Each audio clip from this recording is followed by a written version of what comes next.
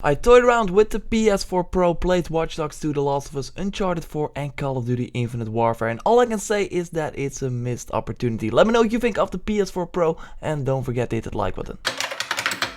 I know a ton of people that are willing to invest in a new piece of hardware. They play a ton on their PS4, so to spend around the $400 to do an upgrade after 3 years is a cool idea if you got some awesome new things. Like I said, I played around with the PS4 Pro for a little bit, and just like Sony's communication, only the graphics really changed for some PS4 games that already looked insane. Okay, the Call of Duty single player had some better smoke and lightning, and riding around in the city in Watch Dogs at night with the street lights was mostly awesome because of the HDR, a feature that makes colors way more, colorful.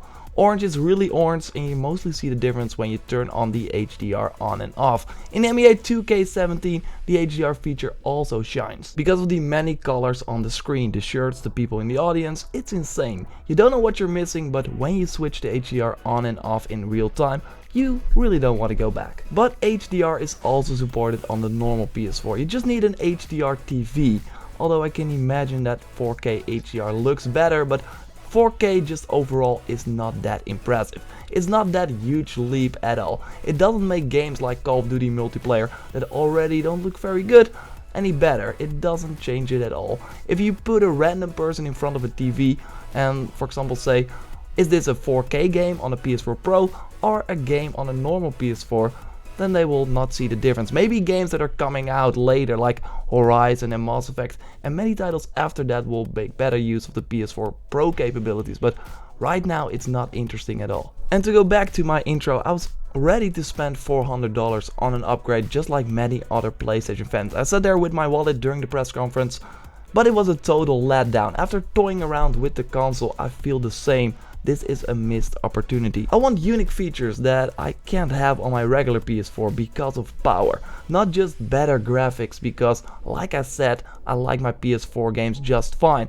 I just finished the Titanfall 2 campaign and man, that already looked awesome. I also don't have a 4K TV and you really need that to see a lot of the changes.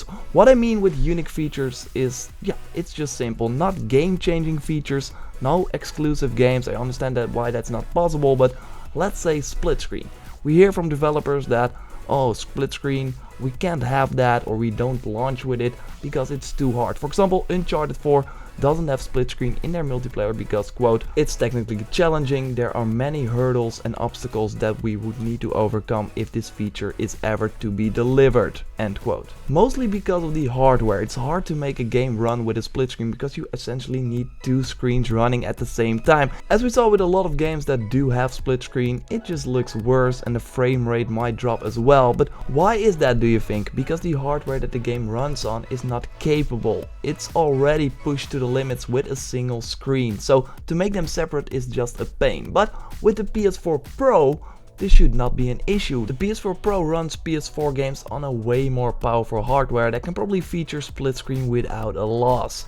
And For Honor, for example, dropped a split screen mode recently because it was probably too hard to do. But for example, if For Honor would have a split screen mode on the PS4 Pro because that hardware is way more powerful, then you have a unique feature that I would be willing to spend money on because I just simply love split screen. But it's not a deal breaker for people that don't own a PlayStation 4 Pro, but just a cool feature for people that care. Also the menu, it just feels the same and it loads the same, yes, still slow sometimes. There are also some things that you want to see revolved. I don't care if you got like a hybrid SSD, HDD inside the PS4, but if you call it a Pro, I want everything to go faster as well. Load times are identical with the PS4 Pro and the normal one. It's not what I expect from an upgraded version of a 3-year-old console. I mean, the new 3DS, that's the closest thing that we can compare to this one in the recent years, had better load times and everything was just way smoother, and this should also be the case for the PS4 Pro. The improved share button is a good thing and something that I do like to see. You can now take 4K screenshots, record with 30 FPS and 1080p, use remote play with 1080p 60 frames per second, and have a better streaming quality on the different surfaces. That's a cool small thing, although a lot of people that use these features have game capture devices that could already do it, but still, the features like this are expected in a new Pro version. and are nice to see, but there should be way more of. For example, a snap YouTube and game feature where you can watch like a walkthrough of a game while trophy hunting yourself. You don't really need a second device with you all the time if you have the PlayStation 4 Pro then. Being able to run like 2 games at the same time and switch around between them, that would also be cool. Or not having a processing unit with your PlayStation VR. Features like that are nice and make your user experience better without being that really necessary. This is not what the PS4 Pro is though. It's a PlayStation 4 that upscales and sometimes natively runs PS4 games in 4K, and that's about it. Sometimes it's a game that has some options to make it run better, but sometimes the game doesn't feature that. It's just a mess, and that's without to say that a ton of popular games like GTA and Overwatch aren't even supported. That's my take on the PlayStation 4 Pro. Like I said, I wanted to drop down the $399 money if it had some awesome features. And yeah, right now I don't really see a reason, nor can I advise this console to anyone, even with or without a 4K screen. Maybe PSVR, but sadly I could not test this. Anyway, what's your stance on the PlayStation 4 Pro?